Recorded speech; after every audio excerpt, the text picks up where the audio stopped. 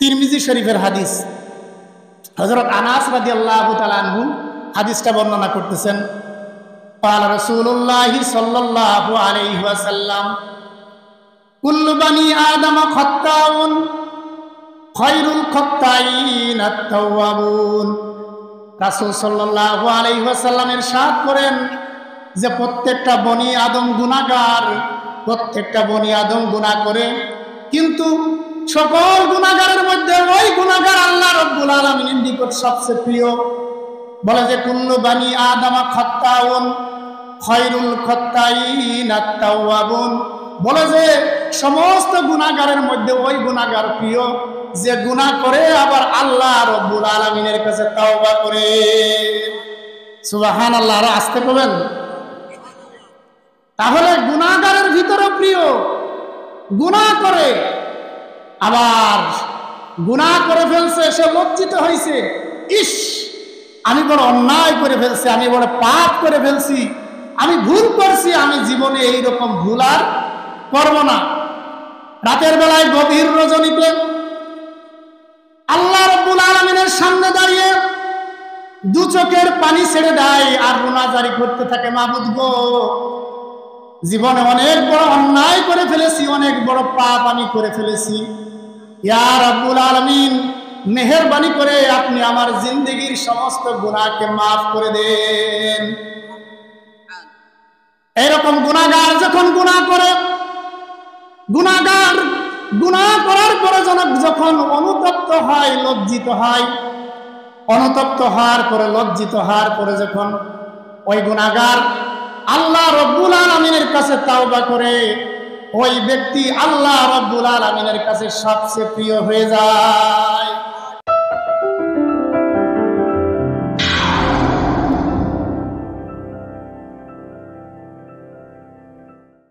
হাদিসের ভাষ্য অনুযায়ী এটাকে জান্নাতের বাগান বলা হয়। কি বলা হয় বলেন? জান্নাতের বাগান। আপনারা জান্নাতের বাগানে আসতে পেরে খুশি না বেজার? সবাই সবাই খুশি?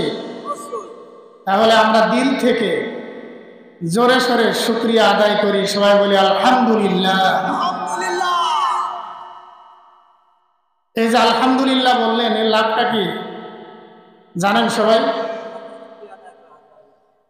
কোন ব্যক্তি যদি একবার, যদি ইমানের সাথে যদি একবার বলে আলহামদুলিল্লাহ, আল্লাহ রাব্বুল আলামিন তার আমল নামায় কমপক্ষে 70টা নেকি লেখেন। সুবহানাল্লাহ।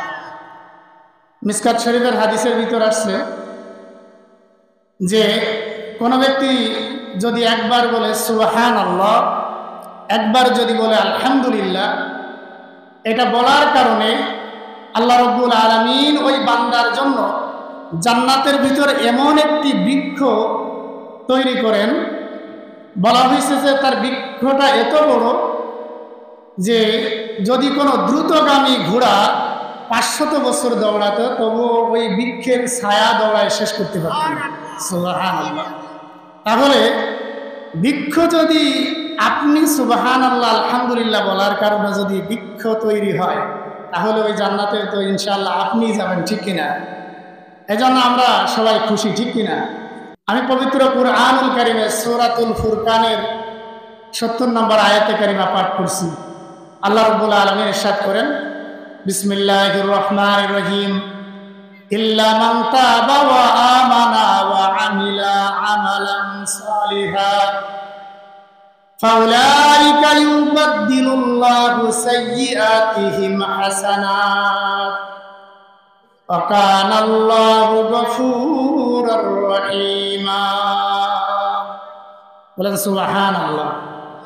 আল্লাহ রাব্বুল আলামিন ইরশাদ করেন, যে ব্যক্তি তাওবা করবে, ঈমান আনবে এবং নেক আমল করবে, আল্লাহ রাব্বুল আলামিন তার সমস্ত গুনাহকে নেকি দ্বারা পরিবর্তন করে দিবেন। সুবহানাল্লাহ। অর্থাৎ আপনার গুনাহ হয়ে গেছে কোটি কোটি, পাহাড় সমতুল্য, সমুদ্রের পানি সমতুল্য, নিরাশ হওয়ার কোনো সুযোগ নাই। এই সুযোগ নাই যে এত গুনাহ হয়েছে, এই গুনাহ মনে হয় আল্লাহ তাআলা মাফ করবেন না, এরকম নিরাশ হওয়ার কোনো সুযোগ নাই।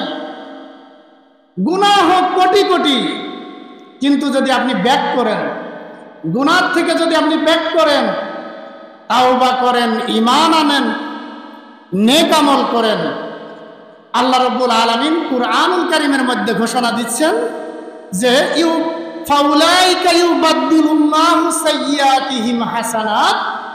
আল্লাহ রাব্বুল আলামিন তার সমস্ত গুনাহকে আল্লাহ রাব্বুল আলামিন নেক দিয়ে বদলাই দিবেন। সুবহানাল্লাহ। তাহলে তাওবাটাও তো সেই রকম হতে হবে, ঠিক কিনা? শুধু আস্তাগফিরুল্লাহ বললেই কি আল্লাহ রাব্বুল আলামিন মাফ করেন? এরকম আস্তাগফিরুল্লাহ অনেকেই বলে, কিন্তু এইরকম আস্তাগফিরুল্লাহ সে যতদিন জীবিত থাকে ততদিনও যদি বলে, তবে তার এই আস্তাগফিরুল্লাহ দ্বারা জীবনে তার গুনাহ মাফ হবে না। দেখেন, তাওবা শব্দের আবিধানিক অর্থ হচ্ছে আর-রুজআতু ওয়ান-নাদামাতু। আর-রুজআতু ফিরে আসা, অর্থাৎ আমি ইতিপূর্বে গুনাহ করতাম, এখন আর করব না, আমি ফিরে আসলাম। আমি কি করলাম? ফিরে আসলাম।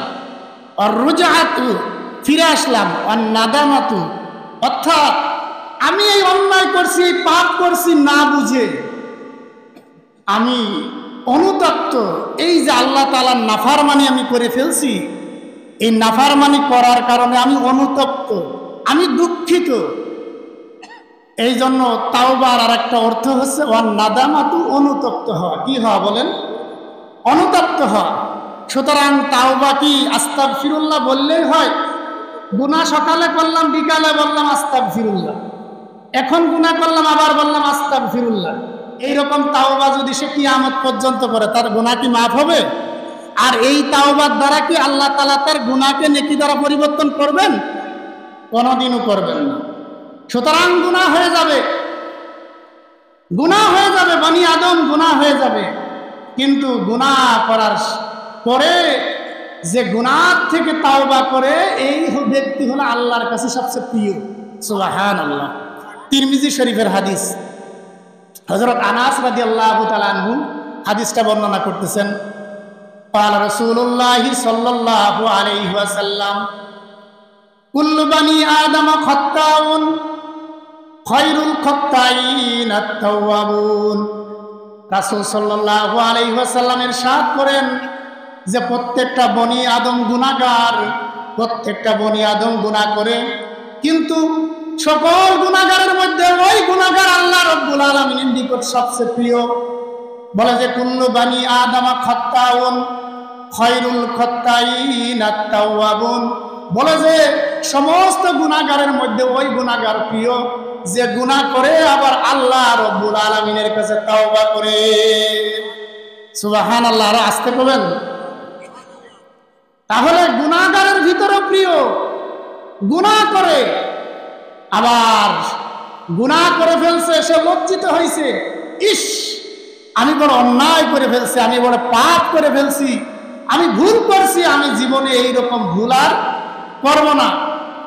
রাতের বেলায় গভীর রজনীতে আল্লাহ রাব্বুল আলামিনের সামনে দাঁড়িয়ে দু চোখের পানি ছেড়ে দেয় আর রোনাজারি করতে থাকে, মাবুদ গো, জীবনে অনেক বড় অন্যায় করে ফেলেছি, অনেক বড় পাপ আমি করে ফেলেছি, ইয়া রাব্বুল আলামিন মেহেরবানি করে আপনি আমার জিন্দেগীর সমস্ত গুনাহকে মাফ করে দেন।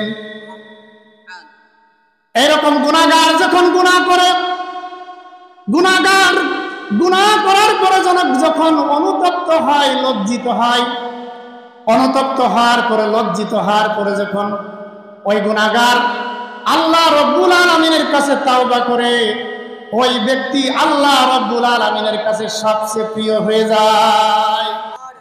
সবচেয়ে কি হয়ে যায় বলেন? প্রিয় হয়ে যায়।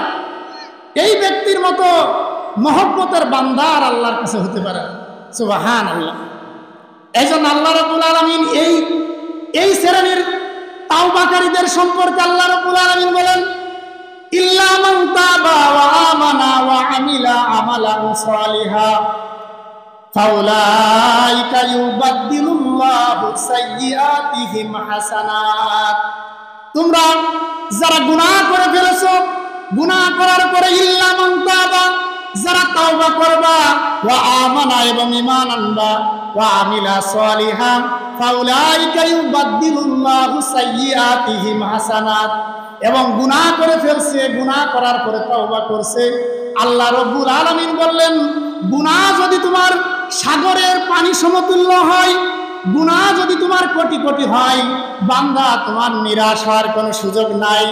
তোমার সমস্ত গুনাহকে আমি আল্লাহ রাব্বুল আলামিন ফাউলাইকা ইউবাদদিলুল্লাহু সাইয়্যাতিহিম হাসানাত, আমি তোমার সমস্ত গুনাহকে আমি আল্লাহ রাব্বুল আলামিন নেকি দ্বারা পরিবর্তন করে দিবেন।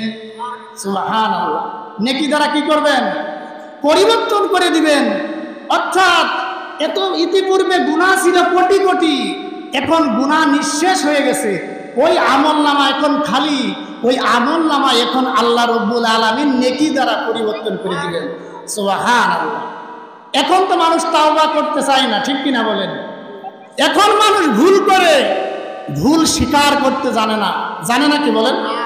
যদি ভুল করে স্বীকার করতেই যদি মানুষ জানতো, তাহলে মানুষ এত বড় বড় অন্যায় করতে পারত না, ঠিক কিনা? কারণ এখন একজন মানুষ নিজেকে বড় পবিত্র মনে করে, অনেক বড় মনে করে, ঠিক কিনা?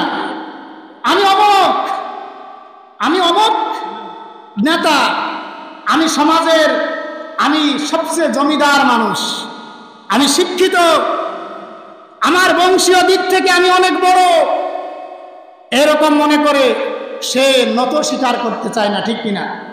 অথচ দেখেন সাহাবা একরামগণের নমুনা দেখেন, সাহাবা একরাম দুনিয়া থেকেই জান্নাতের সুসংবাদ পাইছেন, আশারে মুবাশশারা 10 জন সাহাবী, ঠিক কিনা বলেন? তার মধ্যে একজন সাহাবীর নাম বলি, হযরত উমর রাদিয়াল্লাহু তাআলা আনহু। উনি উনার জিন্দেগিটা দেখেন, দুনিয়া থেকে জান্নাতের সুসংবাদ পাইছেন, পাওয়ার পরেও উনি, উনার হালাতটা কেমন ছিল, উনি নিজের কবর নিয়ে, পরকাল নিয়ে কতটা পেরেশান থাকতেন উনি। হযরত উমর রাদিয়াল্লাহু তাআলা আনহু শত্রু কর্তৃক ছুরিকা আঘাতে আহত হয়েছেন। কি হয়েছেন? ছুরি মারছেন, আহত করছেন। আহত করার পরে মুমূর্ষ অবস্থা, অন্তিম মুহূর্ত, যে কোনো মুহূর্তে প্রাণ বায়ু বের হয়ে যায় অবস্থা। হযরত উমর রাদিয়াল্লাহু তাআলা, হযরত আব্দুল্লাহ ইবনে আব্বাস রাদিয়াল্লাহু তাআলা বর্ণনা করতেছেন, হযরত উমর রাদিয়াল্লাহু তাআলা অঝোর থানায় কান্নাকাটি করতেছেন। সাহাবা একরামগণ সান্ত্বনা দিচ্ছেন, হে আমিরুল মুমিনিন, আপনি কাঁদবেন না, আপনি কি করবেন না, আপনি কাঁদবেন না, আপনি তো দুনিয়া থেকে জান্নাতের সুসংবাদ পাইছেন। আপনি রাসূল সাল্লাল্লাহু আলাইহি ওয়াসাল্লাম যখন ছিলেন বিপদগ্রস্ত, যখন তার পাশে কেউ ছিল না, আপনি সেই মুহূর্তে রাসূল সাল্লাল্লাহু আলাইহি ওয়াসাল্লামের পাশে থাকছেন, রাসূলের সাথে থেকে জিহাদে অংশগ্রহণ করছেন। আপনি হলেন সেই ব্যক্তি, সেই উমর। আপনার সিদ্ধান্তে আল্লাহ তাআলা সিদ্ধান্ত দিয়েছেন, আপনার সিদ্ধান্তে আল্লাহ তাআলা সম্মতি দিয়েছেন, আপনি হলেন সেই উমর। এইরকম সান্ত্বনা দিচ্ছেন হযরত উমর রাদিয়াল্লাহু তাআলা আনহু। তাও ওনার কান্না বন্ধ হয় না, উনি অঝোর ধারায় কান্নাকাটি করতে লাগলেন। সাহাবা একরাম বলেন, হে আমিরুল মুমিনিন, আপনার প্রতি রাসূল সাল্লাল্লাহু আলাইহি ওয়াসাল্লাম সন্তুষ্ট ছিলেন। শুধু রাসূল সাল্লাল্লাহু আলাইহি ওয়াসাল্লাম সন্তুষ্ট ছিলেন এমন না, রাসূল সাল্লাল্লাহু আলাইহি ওয়াসাল্লামের সাথে অন্যান্য সাহাবা একরামগণ আপনার প্রতি সন্তুষ্ট ছিলেন। সুতরাং হে আমিরুল মুমিনিন, আপনি কেন এত কাঁদেন? আপনি পেরেশান হবেন না, আপনি দুঃখ করবেন না। আপনি তো ইলাহির সাথে সাক্ষাতে যাচ্ছেন, সুতরাং আপনি পেরেশান হবেন না, আপনি মনে দুঃখ করবেন না। আমিরুল মুমিনিন হযরত উমর রাদিয়াল্লাহু তাআলা আনহু কি বললেন? হে প্রবঞ্চিতরা, তোমরা আমাকে প্রবঞ্চনা দেওয়ার জন্য এসো না। এই মুহূর্তে সারা দুনিয়ার সমস্ত সম্পত্তি যদি আমি উমরের কাছে থাকতো, তাহলে কবরের আযাব থেকে বাঁচার জন্য আমি সমস্ত সম্পত্তি আল্লাহ তাআলার রাস্তায় দান করে দিতাম। সুবহানাল্লাহ। যদি এই মুহূর্তে আমি উমরের কাছে দুনিয়ার সমস্ত সম্পত্তি যদি থাকতো, আমি উমর কবরের আযাব থেকে বাঁচার জন্য আমার সমস্ত সম্পত্তি আমি আল্লাহর রাস্তায় দান করে দিতাম। এটা ছিল উমর রাদিয়াল্লাহু তাআলা আনহুর হালাত।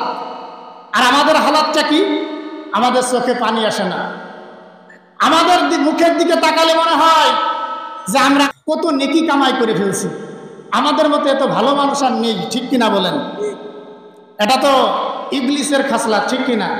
ইবলিস তো নিজেকে বড় মনে করেছিল, নিজেকে সবচেয়ে উত্তম বলেছিল, ঠিক কিনা? এই জন্য আমি যে হাদিসটা পড়লাম, গুনাহগারের মধ্যে ওই গুনাহগার আল্লাহ তাআলার নিকট প্রিয় যে গুনাহ করে আবার আল্লাহর কাছে কি করে? তাওবা করে। এজন্য আল্লাহ রাব্বুল আলামিন তাওবাটা কেমন হতে হবে? তাওবা করলেই কি আল্লাহ তাআলার দরবারে তাওবা কবুল হয় নাকি বলেন?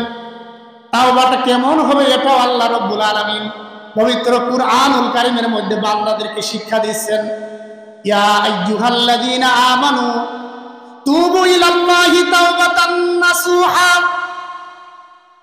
বলে যে তোমার তাওবাটা কেমন হতে হবে? ঈমানদারদেরকে উদ্দেশ্য করে বলতেছেন, হে ঈমানদারগণেরা, তুবু ইলাল্লাহি তাওবাতান নাসুহা, হে ঈমানদারগণেরা, তোমরা আমি আল্লাহর কাছে একনিষ্ঠভাবে তাওবা করবে। কিভাবে বলেন? একনিষ্ঠভাবে, খালেস নিয়তে তাওবা করবে। এই নিয়তের ভিতরে কোনো কি থাকবে না, কোনো বড়িমিশি থাকবে না। দেখেন এখন যুবক ভাইয়েরা, এই যুব সমাজ এমন একটা ধ্বংসের দ্বার প্রান্তে পৌঁছে যাচ্ছে, এটা আমরা সকলেই কম বেশি জানি, ঠিক কিনা বলেন? দেখেন যুবকদেরকে ধ্বংস করার জন্য পশ্চিমারা সূক্ষ্ম কায়দায় যুবকদের হাতের ভিতরে অ্যান্ড্রয়েড ফোন দিয়ে দিয়েছে, ঠিক কিনা বলেন? দেশে কিনা? এক সময় আমরা দেখেছি, এক সময় বাড়িতে বাড়িতে এক একটা মহল্লায় একটা করে টেলিভিশন ছিল। কি ছিল বলেন? টেলিভিশন ছিল। আমাদের এলাকার পাড়ায় দেখছি যে অনেক দূর পর্যন্ত ছিল না, একজনের বাড়ি একটা টেলিভিশন ছিল। এখন প্রত্যেকের বাড়ি বাড়ি টেলিভিশন। টেলিভিশন হওয়ার পরে মানুষের মনের স্বাদ মেটে নাই, এখন আবার প্রত্যেকের পকেটের ভিতর করে টেলিভিশন দিয়ে দিয়েছে, ঠিক কিনা বলেন? দেশে কি দেন নাই? এই যুবকদেরকে দেশে। আর যুবকরা নীরবে পাপ করে। কি করে বলেন? নীরবে গোপনে পাপ করে, যে পাপের খবর কেউ জানে না। এইভাবে পাপ করতে করতে করতে করতে যুবকেরা ধ্বংসের দ্বার প্রান্তে পৌঁছে যাচ্ছে, ঠিক কিনা বলেন? আমার কথা কি ভুল বলতেছি না সঠিক বলতেছি? এটা সঠিক কিনা বলেন? যুবকদের হালাত এমন হয়ে গেছে, প্রত্যেক যুবকের হাতের ভিতরে ইন্টারনেট। আর ইন্টারনেটের জগৎটা বড় ভয়াবহ জগৎ। টিপ দিলেই নারীর উলঙ্গ ভিডিও, উলঙ্গ ছবি প্রদর্শিত হয় কি হয় না? যুবক আজকের এই ওয়াজ শুনবে, শোনার পরে তাওবা করবে। তাওবা করার পরে বলবে, মনে মনে চিন্তা করবে, জীবনে আমি আর কোনোদিন এই খারাপ ভিডিও দেখব না। কিন্তু যখন রাতের বেলায় আবার যায়, যখন আবার এরকমের মোবাইল ফোনটা হাতে নিবে, নেটের দুনিয়ায় ঢুকে যাবে, তখন ওর অন্তরের ভিতরে নফসে আম্মারা আছে না নাই? টুকটুক করে খোঁচা দিবে। দিবে কি দিবে না? যে যুবক ঢোক, যুবক ঢোক, আস্তে আস্তে রঙিন দুনিয়ায় ঢুকে যায়। কি ঠিক কিনা বলেন? এইভাবে যুবকরা ধ্বংস হচ্ছে কি হচ্ছে না? এই জন্য দেখেন বিয়ে করতেছে, স্কুলে 9-এ পড়ে, 10-এ পড়ে এইসব ছেলেরা, 7-এ পড়ে এইসব ছেলেরা বিয়ে করতেছে। কারণ ও যে নেটের ভিতরে, মোবাইলের ভিতরে যে দৃশ্য দেখছে, এটা দেখে তার বিবাহের বাসনা জাগছে, ঠিক কিনা? বিয়ে করতেছে, বিয়ে না করলে অনৈতিক সম্পর্ক তৈরি করতেছে, ঠিক কিনা? করার পরে 2 দিন পরে সে বিয়েও আর টেকে না, ওইটা আর ভালো লাগে না, আবার আর একটারে বাদ দিয়ে আবার এরকমের চলতেছে। কি চলতেছে না বলেন? তার মানে কি? তাওবা করতেছে সকালে, রাতের বেলায় তাওবার কথা আর মনে থাকতেছে না। সুতরাং কি করতে হবে বলেন? একনিষ্ঠভাবে তাওবা করতে হবে। আমি এইটা আর করব না, আমি অনুতপ্ত হলাম, আমি ফিরে এলাম, পুনরায় আর এই পাপ আমি করব না, এই রকমের পাপ আমি আর দ্বিতীয়বার করব না। এই রকম তাওবা যদি করে, তাহলে এই তাওবাকারীদের তাওবা আল্লাহ রাব্বুল আলামিন কবুল করেন। এটা আল্লাহ তাআলা ওয়াদাই দিয়েছেন, ঠিক কিনা? সুতরাং তাওবাটা হতে হবে একনিষ্ঠভাবে। দেখেন রাসূল সাল্লাল্লাহু আলাইহি ওয়াসাল্লাম, আমরা তো দিনের ভিতরে একবারও তাওবা করি না। যারা 5 ওয়াক্ত নামাজ পড়ে, তারা নামাজের ফরজ নামাজে সালাম ফিরানোর পরে তাওবা পড়ে, ঠিক কিনা? কিন্তু যারা নামাজ পড়ে না এরা দিনের ভিতরে না মাসের ভিতরে একবার তাওবা পড়ে কিনা সন্দেহ। কিন্তু আমাদের নবী করিম সাল্লাল্লাহু আলাইহি ওয়াসাল্লাম দৈনিক 100 বার তাওবা পড়ছেন। কতবার? এটা আমার মুখের কথা না, হাদিসের ভিতরে আসছে। قال رسول الله صلى الله عليه وسلم يا أيها الناس توبوا إلى الله فإني أتوب في يوم كل 100 مرة। রাসূল সাল্লাল্লাহু আলাইহি ওয়াসাল্লাম সমস্ত লোকদেরকে উদ্দেশ্য করে বলতেছেন, ইয়া আইয়ুহান নাস তুবু ইলাল্লাহ, হে মানব মণ্ডলী তোমরা আল্লাহ রাব্বুল আলামিনের কাছে তাওবা করো। আল্লাহ রাব্বুল আলামিনের কাছে কি করো? তাওবা করো। ফাইন্নী আতুবু ফি ইয়াউমিন কুল্লা 100 মাররাতিন, কারণ আমি নবী করিম সাল্লাল্লাহু আলাইহি ওয়াসাল্লাম দৈনিক 100 বার তাওবা পড়ি। কতবার বলেন? দৈনিক 100 বার তাওবা পড়ি। সুতরাং তোমরাও বেশি বেশি পরিমাণ তাওবা করো। কি তাওবা করা যাবে না? হুজুর চলে আসছেন, তাওবা করা যাবে না? তবে তাওবাটা হতে হবে একনিষ্ঠভাবে, ইখলাসের সাথে। পুনরায় আর আমি গুনাহ করব না, আমি ফিরে আসলাম, আমি অনুতপ্ত হলাম, আমি আর গুনাহ করব না, এইভাবে একনিষ্ঠভাবে যদি তাওবা করি তাহলে আল্লাহ রাব্বুল আলামিন কি করবেন? আমাদের তাওবা কবুল করবেন, আমাদের জীবনের সমস্ত গুনাহ আল্লাহ রাব্বুল আলামিন মাফ করে দিবেন। সুবহানাল্লাহ। শুধু মাফই করবেন না, কোরআনের কারিমের মধ্যে আল্লাহ রাব্বুল আলামিন ওয়াদা করছেন যে তার গুনাহকে আল্লাহ রাব্বুল আলামিন নেকি দ্বারা পরিবর্তন করে দেবেন। সুবহানাল্লাহ।